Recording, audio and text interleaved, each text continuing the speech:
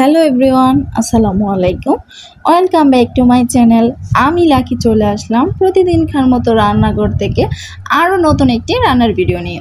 তো আমি আজকে দুপুরে কী কী রান্না করব, আজকের দুপুরের মেনুতে কী কী আছে সেটাই আপনাদের সাথে শেয়ার করব।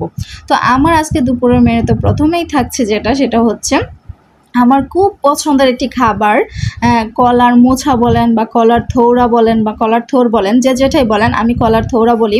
তো সেই কলার থোড়া বা মোছা দিয়ে আজকে আলু দিয়ে শুটকি রান্না করব।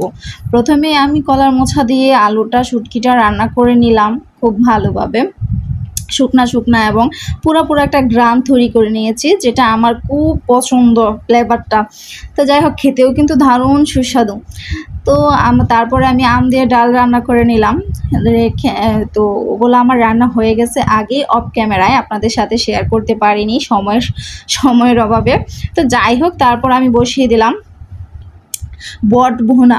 তো আমি এখন দুপুরের জন্য বট ভুনা করব। তো প্রথমে আমি লং, দারচিনি, এলাচ, তেজপাতা এগুলো তেলে সামান্য পরিমাণে একটু ভেজে নিয়েছি। তারপর আমি পেঁয়াজগুলোকে টুকরো টুকরো করে কেটে ছোটো ছোটো করে হালকা ভেজে নিয়েছি। তারপরে একে একে সব ধরনের মশলা দিয়ে দিলাম: হলুদ, মরিচ, ধনিয়ার গুঁড়া, জিরার গুঁড়া, জিরা বাটা, আদা বাটা, রসুন বাটা এবং গরম মশলা সামান্য পরিমাণে গুঁড়া দিয়ে দিলাম। দিয়ে আমি এখন মশলাটাকে ভালোভাবে কষিয়ে নিচ্ছি, একেবারে তেল বাসা অবধি কষিয়ে নিলাম। মশলা কষানো প্রায় শেষ। তারপর দিয়ে দিলাম কেটে রাখা বট বা ভুড়ি, যেটাই বলেন। তো এখন আমি বটগুলাকে ভালোভাবে হালকা মশলার সাথে ভেজে নিচ্ছি।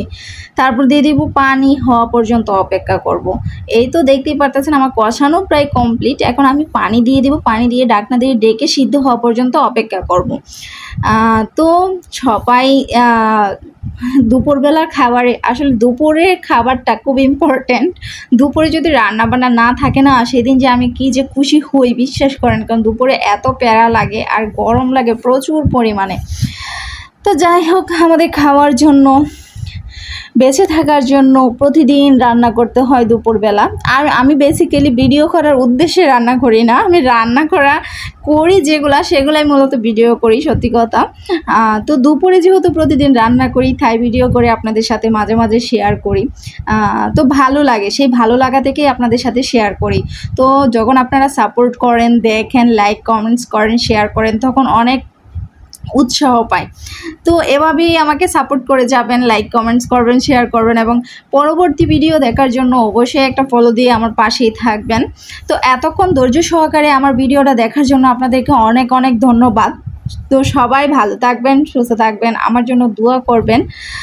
তো আজ এই পর্যন্তই, আল্লাহ হাফেজ।